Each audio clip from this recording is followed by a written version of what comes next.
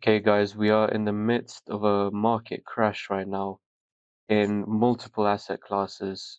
Bitcoin's down over 20%, gold is down over 7.5%, and it's taken precious metals with it, and SPX is down over 3.5%, all since the end of October. Now, I just wanted to explain why this is happening, and it's because of the way what the government shutdown has done. So I think it's been going on since the 1st of October, and only a few days ago, Trump signed off ending the government shutdown. So it's been going on for about 50 days or so, which is a very long time. Now, let's go over the story here. So this is from October 31st, and it says the Federal Reserve loaned a record level of cash from its standing repo facility Friday as short-term funding markets navigated month-end pressures. Now, to translate that into English, essentially banks, when they usually like have excess cash, roaming around day to day. So that excess cash they're going to hold with the central bank, the Federal Reserve, um, overnight, and they'll get the interest rate on it. But now uh, the banks are actually short on cash, and now the Fed needs to lend the banks money overnight so they can fund their operations. And in return, the bank gives the bonds as collateral. This is what it means by the standing repo facility. Standing repo, central bank lends to uh, banks for their day-to-day operations. Reserve repo, banks hold their cash in the Federal Reserve because they have excess cash. But in this case, the banks need to borrow. They're short on cash, which is very unusual and is very bad because then this affects everything, as can be seen by the drop in the asset prices because uh, the banks have to hold off on spending. So this shows the lack of buying pressure on all of these assets. So now, so essentially, this pullback is a uh, primarily driven by bank liquidity because we have usually like pretty good news apart from that in general on the whole. So, but why is the bank lacking liquidity? So let's have a look why the banks are quite strapped for cash right now. Um, so just to give some context, over the past few years, the Federal Reserve, the Fed, has been. Let me just pull this up.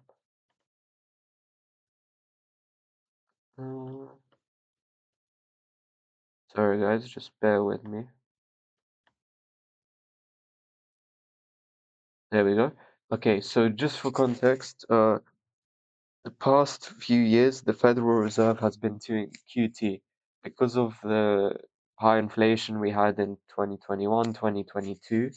Um, the Fed is essentially doing QT, which is buying bonds from banks, and that's or sorry, selling bonds to banks. That's taking cash away from the banks, from the financial system, which is meant to cool the economy and stop inflation from rising too much. It stops the money circulation. So you can see this is the Federal Reserve's balance sheet, and this line here since about March 2022 shows that the Fed has been doing QT. So their assets, the value of their assets has been going down because they've been selling to banks. So you can see that has been happening, and you can see over time this curve has been getting less steep. It's been getting less steep because the Fed sees, okay, inflation's calmed down, it's back around 3%. Um, we can uh, we can stop doing this. QT has served this purpose. And you can see here the Fed is, about to end QT to the point where this line is gonna go sideways very soon. Um, but this, as you can imagine, has put strain on bank reserves. Um, so this is really bad timing because just as the Fed are ending QT, they see, okay, bank reserves are running a bit low. We're going to start with ending QT. Then the government shutdown happens. Now, so let me just show this to you. This. Uh, so there we go. Okay, so this essentially, these green bars are reverse repo, money in reverse repo. So the banks, the amount of money that banks are holding in excess cash at the Federal Reserve overnight. And you can see, uh, since October, government shutdown started October 1st. Since October, banks have had to borrow money from the uh, the Fed. Now, why? Essentially, because of the government shutdown, government employees aren't getting paid for the month of October, and this has a knock-on impact on everything. The government isn't spending money on paychecks, so these people spend less money in return in the economy, and the bank reserves are going to be way lower because the government isn't paying like so many employees. Like it's a lot of money for banks. It's a lot of deposits being missed out on. So essentially, yeah, it's a lot of deposits being missed out on from the banks. So this explains the liquidity strain. And at the same time, the government is still taking in taxes. They're taxing income, goods, everything. So money is being drained from the financial system because of the government shutdown, because it's lasted such a long time. And I can show you this on, we can actually look at the government's bank account over here. We can look at the government's bank account over here. Let's go to weekly. We'll get a better view. Uh, yeah. So over here, as you can see, since about July, the government's bank account has been rising. Now it's at 953 trillion. So the more cash the government holds, that means the less they're spending in the economy. And you can see it's been rising here, plateaued here, and then October risen again to about, we're approaching 1,000 trillion here. And just for context as well, in COVID, this drop here is all the liquidity being injected, which has helped the markets during COVID. The government usually, when they hold on to cash, they're not good savers. They're going to spend it. As we can see here, it's always going to revert to, under 100 trillion.